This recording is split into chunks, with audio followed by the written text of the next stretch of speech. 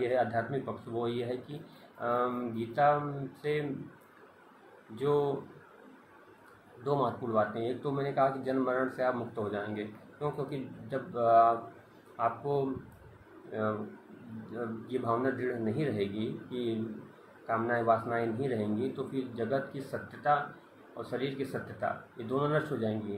अर्थात आपके दिमाग में ये दृढ़ हो जाएगा कि जगत और शरीर असत्य है। इस वजह से जो है आप में अगला स्वप्न या अगला जन्म कह सकते हो उत्पन्न नहीं होगा।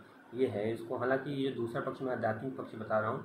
इसको 100% तो प्रूव नहीं किया सकता, कोई ऐसी चीज़ नहीं है जिसको 100% प्रूव किया जा सके। ये वाली प्रयोगशाला में जैसे वैज्ञानिक प्रूव कर देते हैं, ऐसे नहीं प्रूव कर सकते, लेकिन कुछ तरीके हैं जिससे आप प्रूव कर सकते हैं। जैसे कह सकते हैं 1% तो डाउट रहेगा इसमें कि प्रूव नहीं किया सकता, लेकिन मैं बता रहा हूँ कि जैसे स्वप्न है, आपका सपना आप ऑब्जर्व करिए उसको रोज़, किस प्रकार से मन की में इतनी शक्ति होती है कि वो पूरी दुनिया को रच देता है, और उस समय वही दुनिया में वास्तविक लगती है, वही शरीर, वही संबंधी हमारे हो जाते हैं, वही शरीर मुझे वास्तविक लगता है, सब कुछ वास्तविक लगता है। तो हम लोग उसका अनुभव नहीं करते, जगने के बाद लोग ध्यान नहीं देते, तो ऑब्जर्व करना चाहिए। तो कोई नहीं कह सकता कि ये दुनिया वास्तविक है, वो दुनिया वास्तविक है।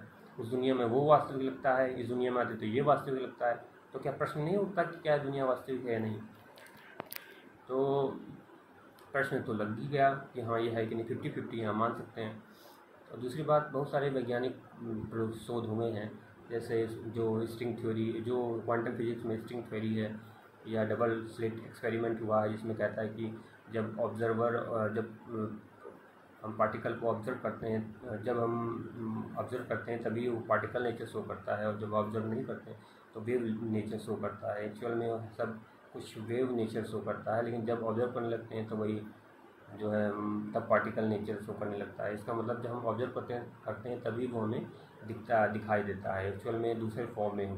तो दुनिया वास्तविक में पांच भौतिक नहीं है, वास्तविकता में ये दुनिया संकल्प रूप से ही है।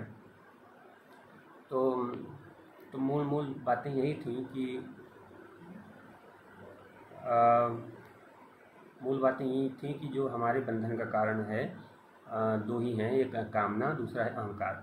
कामना के कारण जो है भी जगत की सत्यता और शरीर की सत्यता दृढ़ होती है, और इस दृढ़ इसी को अज्ञान कहते हैं।